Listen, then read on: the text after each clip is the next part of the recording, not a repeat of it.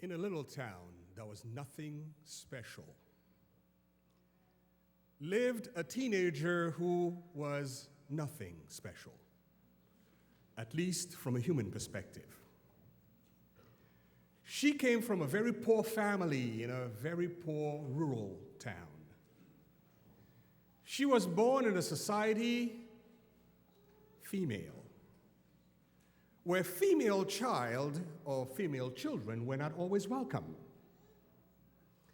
A female only had value as she grew up and bore sons. Even then, the rest of her life, her main duty, she was to serve the many men in her life who were not always very nice to her. Her name was very common, a derivative of Miriam, named after the famous sister of Moses. Her father's name was Joachim, and her mother was Anne. Her name was Mary. The women in Mary's insignificant village were strong and robust because they had to be. You see, the hill country where they lived, the climate was dry, healthful, yet the land lacked water. And no one knew from year to year whether the crops would get destroyed by the lack of rain, by invading locusts, or by the mice, field mice, that would eat the crop.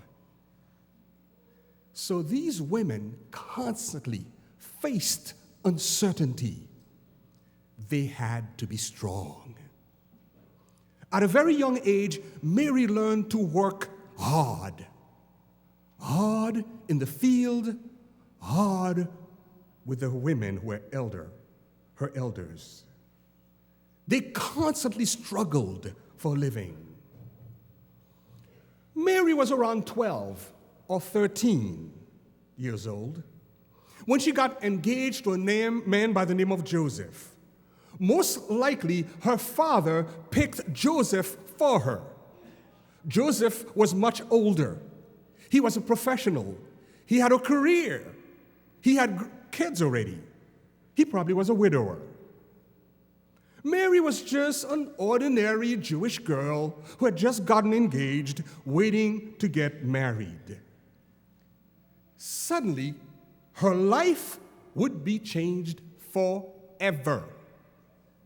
Her life was about to be turned upside down from the birth of a child at 12, 13, or 14 to motherhood and the gut-wrenching suffering of watching the murder of a son. But I'm getting ahead of myself. Let's go back to Luke 1:26, where Mary encounters an angel. The angel shows up and tells Mary that somehow God has shown his grace toward her. Now, folks, I don't know how often common folks met angels back then. My guess is that was not a common occurrence. Mary was scared out of her wits. Think about it.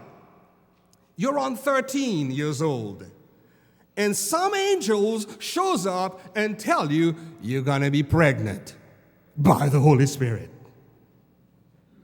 I mean, you're barely a woman. If you lived in Mary's village, that meant a painful death by stoning, and the possibility of your family being chased out of town because of the shame that was associated to a young woman getting pregnant without a husband. Oh, by the way, did I tell you Mary was young and poor? For one thing, these qualities made her unsuitable to be the mother of God. Yeah, they were waiting for the Messiah, all right, but they expected the Messiah from a different type of person. Surely not Mary. You see, the Messiah was given as a gift, according to the Bible, to a woman full of grace, full of love, a gift of grace, a gift of love.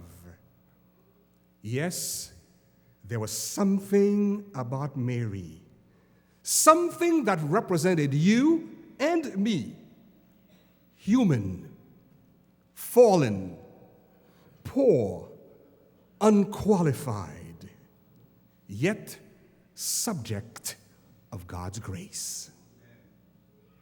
So Mary's standing there in shock in front of the angel. She's about to pass out. So the angel brings Mary back to reality. Mary, as I was saying, you will be pregnant and you will give. Mary is barely listening because her mind is doing emotional jumping jacks, wondering what's going to happen to me, thinking about the weight of the village coming down on her once they found out she was pregnant. She's thinking about the disgrace of an unwed mother. She's thinking about the embarrassment to her family. She's thinking about Joseph walking away from her, or worse yet, having her put to death by stoning. That was his right. Folks, this was a young teenager. We are not talking about a grown adult who's got advanced thinking, supposedly. She is struggling. Yet, amidst all these crazy and legitimate wild thoughts, when Mary opened her mouth, out came some of the most gracious words you'll find in Scripture. Luke 1:38 says, Mary said, I am the Lord's servant. May everything you have said about me come true. Wow. Yes, there was something about Mary. God saw the quality of her trust, the trust she had placed in God. Through the annals of strength she had gotten having grown up in such a barren country, God in his love picked that humble young teenager to be the mother of his son. An incredible lesson can be learned from God's strategy is the quote I got this week from this week's lesson study, for those of you who read it. It went like this: more often than not, God chooses us not for a particular strength that we may have, but rather in spite of our weaknesses. God did not pick Mary to be Jesus' mother because Mary was perfect. God picked Mary in spite of Mary.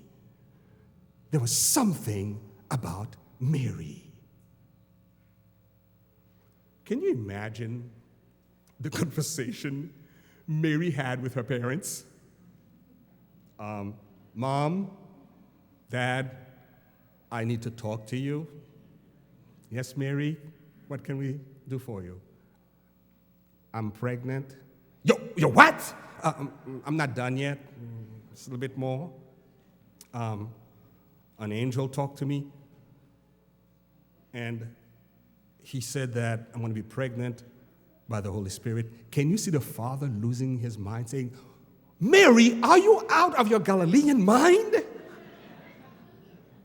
What are you talking about, Holy Spirit talking inside of you? And listen, child, somebody get me Joseph. So somebody go and get Joseph. Joseph walks in. His hair, his beard, his face, his thing is full of wood dust. He heard there was an emergency at Joachim's house, and they want him right away. So he thinks something's wrong with Mary. And he walks in. He can't believe what he's hearing. Mary, you what? Who? When? Mary is in deep trouble. It's a good thing, though, that verse 36 of Luke 1, the Bible tells us that the angel told Mary that her cousin had gotten pregnant by a miracle of God. So it was decided among everybody that Mary better leave town. So she went up to Elizabeth's place. And as a teenager, 12, 13, or 14, she couldn't travel alone. My guess is Mom traveled with Mary. You see, with Mary going away, Dad needed to calm down. Joseph needed to think. Mary needed time with her mom. And Mary herself needed human support. She needed someone to believe her, someone who had had a similar experience. So we read in Luke 1, verse 39 through 45, the following. A few days later, Mary, watch the word that comes next, hurried. Hurried to the hill country of Judea, the town where Zechariah lived. She entered the house and greeted Elizabeth. At the sound of Mary's greeting, Elizabeth's child leaped within her. Elizabeth was filled with the Holy Spirit. Elizabeth gave a glad cry and exclaimed to Mary, God has blessed you above all women, and your child is blessed. Why am I so honored that the mother of my Lord should visit me? When I heard your greeting, the baby in my womb jumped for joy. You are blessed because you believe that the Lord would do what he said. From my perspective, that's when Mary's mom got it. That's when Mary's mom perhaps believed. That's when she decided her daughter was not crazy after all. Mary spends 3 months up there just to get her strength together, to get ready to go back to the town where she would be criticized, where people would be angry, where people would be doubting, where people would be critical. After all, she only had the maturity of a 13, 12, or 14-year-old. So Mary experiences self-doubt, perhaps, low self-esteem, perhaps. She's asking herself all the basic existential questions. Why me? Why now? In her town, there were no answers. So she's got to dig deep, deep into the promise made by the angel, deep into something God had told her in her spirit, deep, because she had to carry the Son of God, going deep.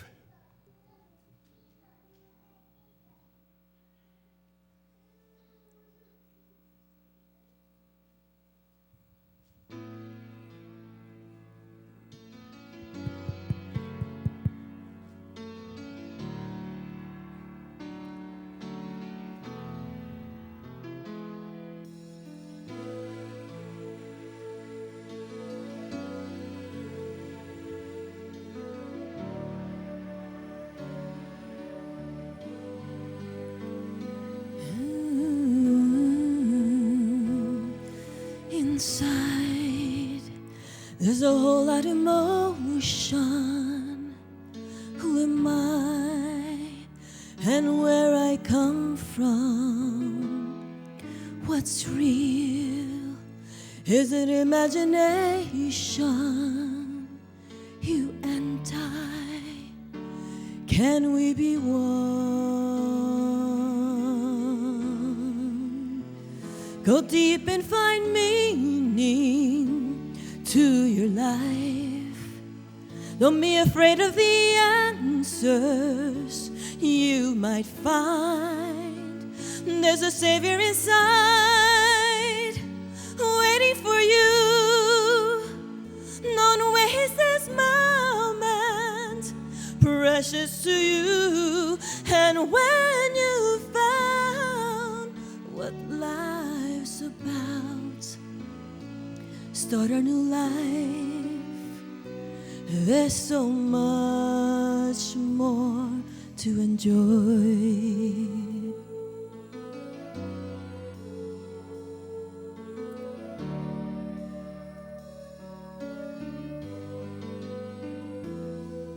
Inside, there's a whole lot of hurt. Why me? It isn't fair. No luck, I've been accursed. Who cares? No one at all. No one at all. Go deep and find meaning to your life. Don't be afraid of the answers you might find. There's a Savior inside, waiting for you. Don't waste this moment, precious to you. And when you found what life's about, start a new life. There's so much more to enjoy. Start a new life now that there's hope. And on your path you'll find a rose, 'cause there's so much in His precious love. Go deep and find meaning. Don't give up yet.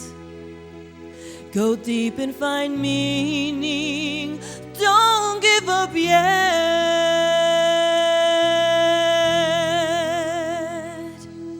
It's your life.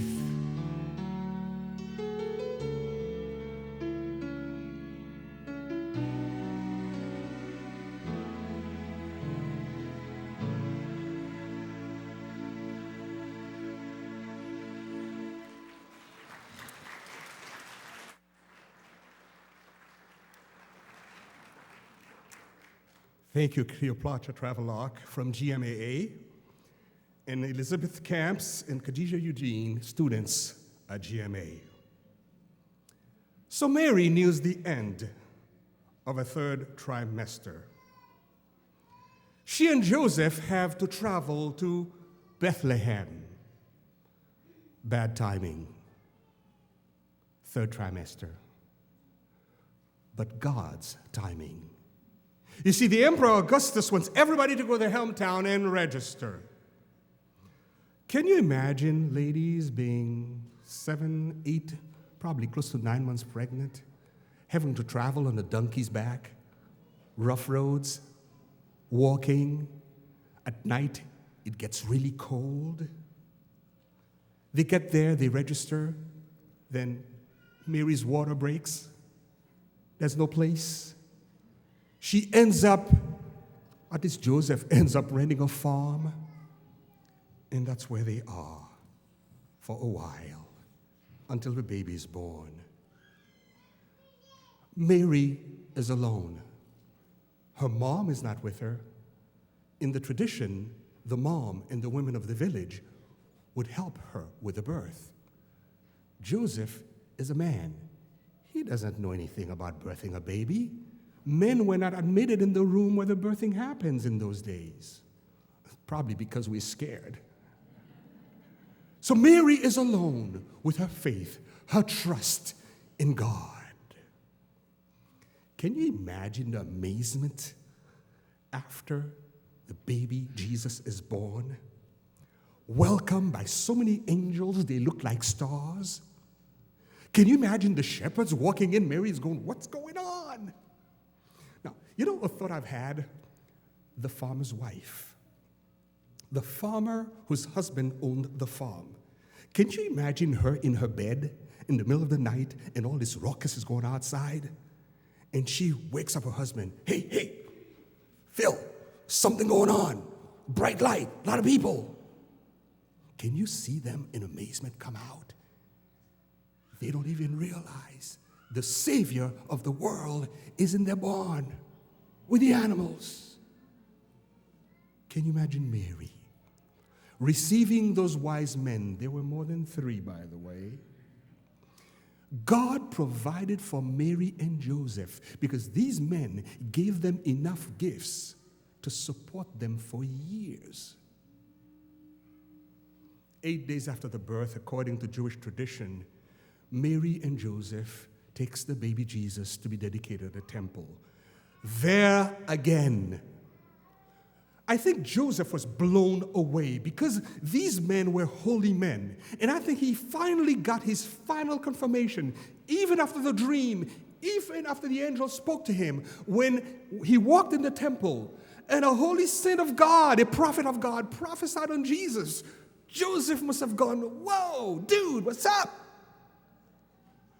And then Anna, that woman who looked crazy, she lived in the temple all the time. She blessed the baby Jesus. She prophesied. Imagine how amazing that experience was for Joseph, the brand new father. Eventually, they went back to the town of Nazareth. To the wagging tongues, the critical spirits, the people were pointing fingers. Oh, it's that Mary girl, that Holy Spirit girl. Poor Joseph married her anyway. Yet they had received the strength from the temple, from Anna, from the prophet, to keep going because they knew this was the Son of God. There was something about Mary. There was something about Joseph. Surely there was something about that baby.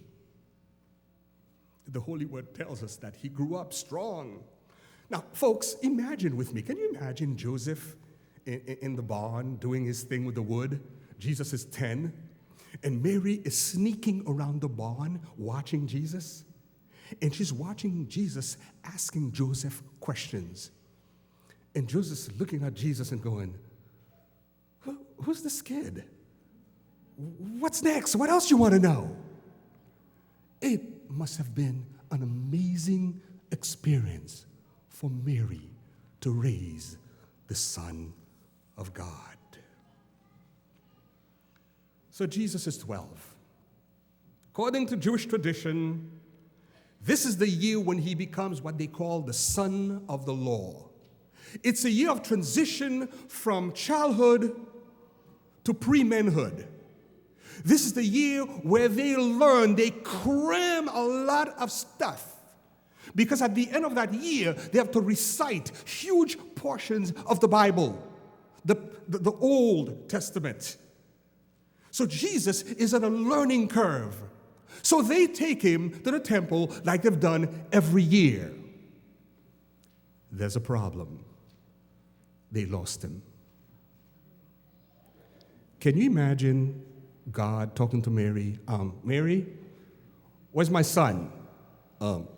God, I kind of lost him. Can you imagine losing the Son of God? If I were Mary, I'd hide somewhere under a rock. Can you see how frantic Mary and Joseph are? Folks, parents, can you imagine losing your child for 2 days? You have no idea where he is. You ask him have you seen Jesus? Nope. Have you seen Jesus? Nope. Have you seen Jesus? Nope. And finally you have to walk back to Jerusalem, and you find him in the temple. Now, the Bible sanitized the scene. But my guess is, by the time they found Jesus, he was in big trouble. You see, Mary was raising the Son of God. There was something about Mary. There was something about the child, Jesus.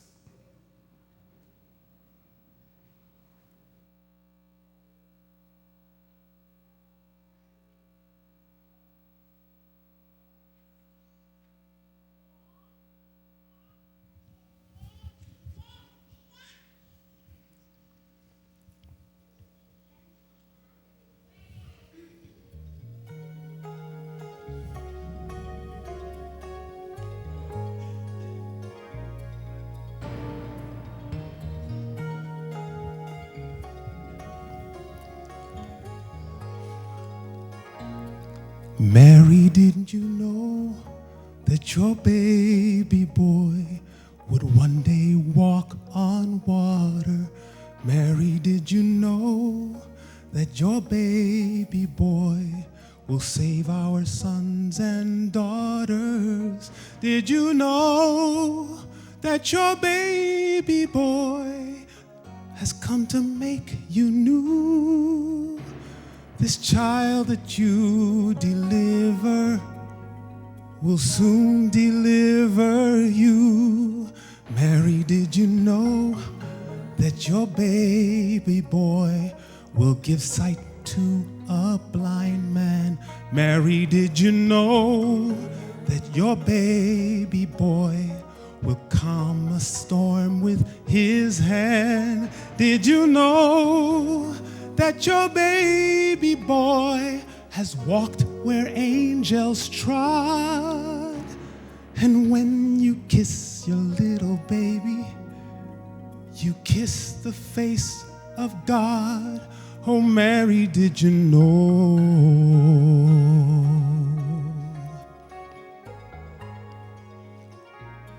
Mary, did you know?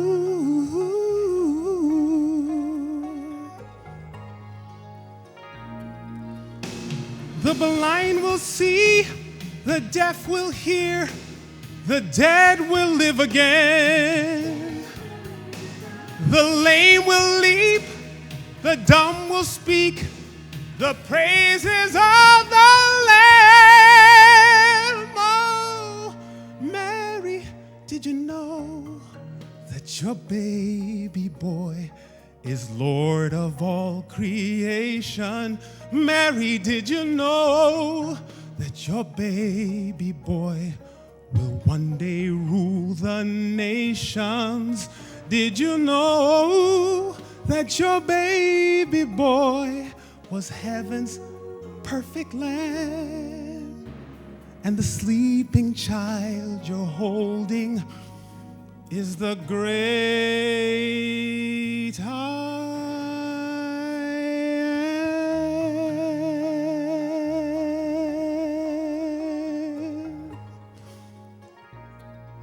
Oh, Mary.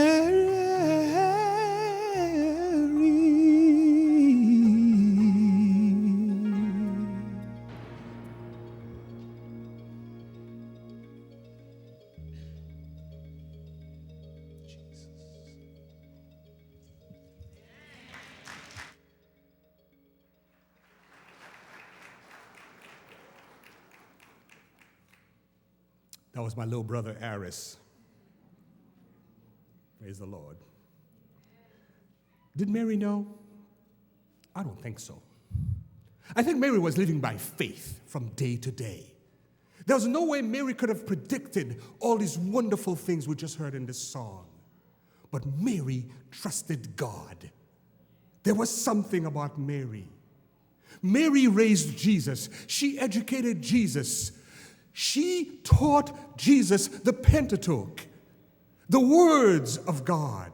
She read to him the scrolls of the prophets from childhood to youth, from youth to adulthood.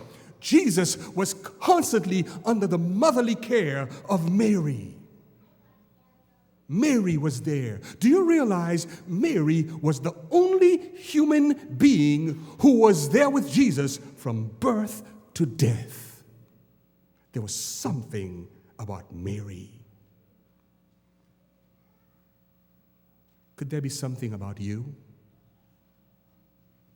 Could it be that God created each one of us with a little something? I happen to believe so. I believe each one of God has a particular gift, just like Mary did. Mary is not and was not a saint. Mary was a normal human being who listened. When the angel showed up in an unlikely scene, she believed. She listened. Do you listen? Are you aware of what gift God has given you that makes you special? That there's that little something about you that just you have. There's something about you that God has given you. He expects you to use it to reach other people. You're not perfect. I mean, look at Mary's life.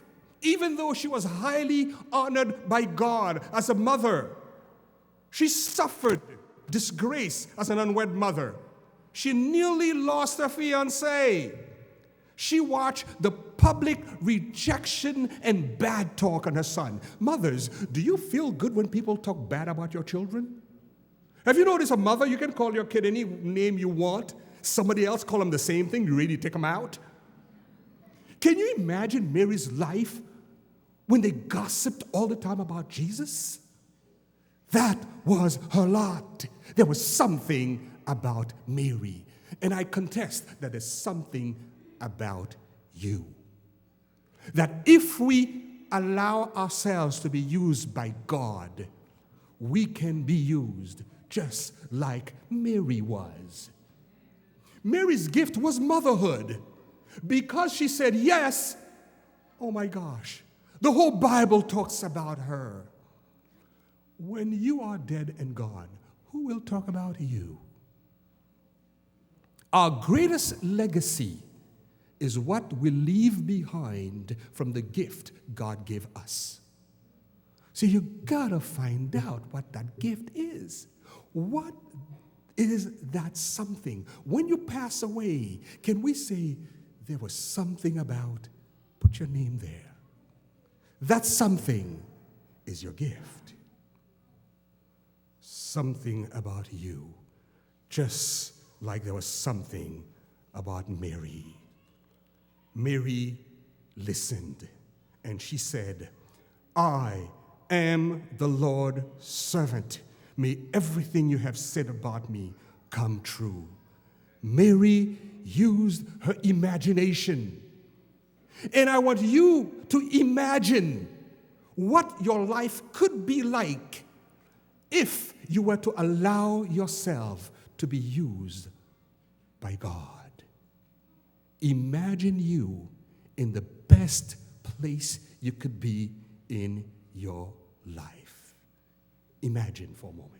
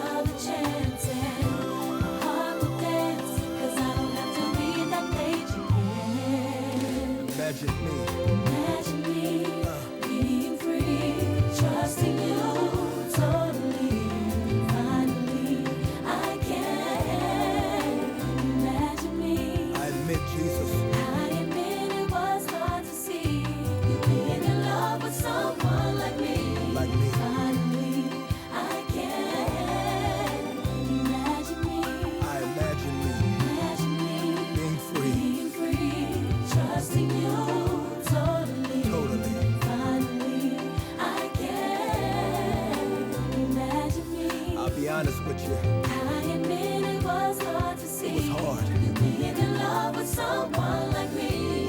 Finally, I can imagine me. The song is dedicated to people like me, those that struggle with insecurities, acceptance, and even self-esteem. You never felt good enough. You never felt pretty enough. But imagine God whispering in your ear, letting you know that everything that has happened is now. It's all gone. Every sin, every mistake, every failure, it's all gone. Depression, gone. By faith, it's gone. Low self-esteem, hallelujah, it's gone. All gone. It's gone. All my scars, all my pain, it's in the past. It's yesterday. It's all gone. Gone. What your mother did, what your father did. Hallelujah. It's gone.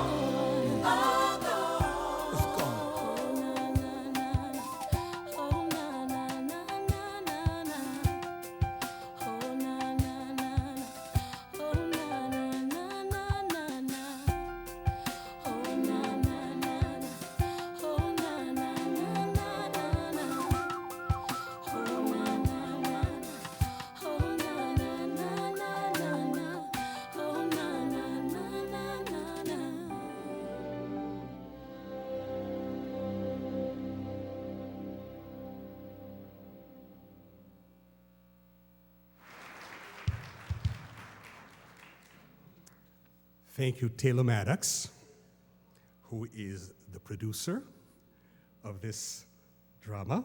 With her were Crystal Leonor, Zariah Graham, Victoria Sodi, and Rochelle Huber, all junior high school students from GMAA. So, imagine. Imagine you in Mary's place.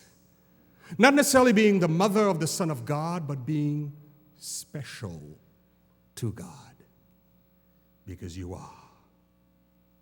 Interestingly enough, Mary was the age of these young women when the angel showed up. Imagine that. There was something about Mary.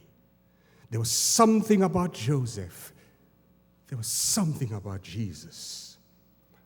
There's something about you.